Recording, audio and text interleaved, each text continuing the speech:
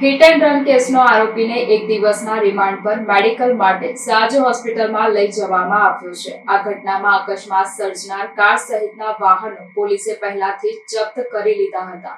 હવે આરોપીના રિમાન્ડ મેળવીને તપાસ તેજ કરાઈ છે। વડોદરાના કારેલીબાગમાં હોલિકા દહનની રાત્રે હિટ એન્ડ રનની ઘટના સામે આવી હતી। આ ઘટનામાં એક કારે 3 ટુ વ્હીલર વાહનોને અડફેટે લેતા એક મહિલાનું મોત નીપજ્યું હતું, જ્યારે અડધો ડઝન લોકો ઈજાગ્રસ્ત થયા હતા। આ ઘટનામાં આરોપી રક્ષિત ચોરસિયા સામે માનવ વધનો ગુનો દાખલ કરવામાં આવ્યો હોવાનું ડીસીપી પન્ના મુમાએ જણાવ્યું છે। હિટ એન્ડ રન કેસના આરોપીના કોર્ટમાંથી એક દિવસના રિમાન્ડ મળ્યા છે। આજે સવારે આરોપી રક્ષિતને એસએસજી હોસ્પિટલ ખાતે ચેકિંગ અર્થે લાવવામાં આવ્યો હતો। આરોપીએ દુખાવો થતો હોવાની કેફિયત રજૂ કરતા તેને એસએસજી હોસ્પિટલમાં લાવવામાં આવ્યો છે। ધૂળેટીની પૂર્વ રાત્રિએ વડોદરાના કારેલીબાગના આમ્રપાલી કોમ્પ્લેક્સ પાસે ગમખ્વાર અકસ્માત સર્જાયો હતો। આ અકસ્માતમાં એક કાર ચાલકે 3 ટુ વ્હીલરને અડફેટે લીધા હતા। આ ઘટનામાં પોલીસે કાર ચાલક રક્ષિત ચોરસિયા અને તેના મિત્ર પ્રાંશુ ચૌહાણની ધરપકડ કરી લીધી હતી। ઘટનાના પગલે રાજ્યભરમાં ખળભળાટ મચી જવા પામ્યો હતો। આ ઘટના બાદ પોલીસે આરોપી રક્ષિત સામે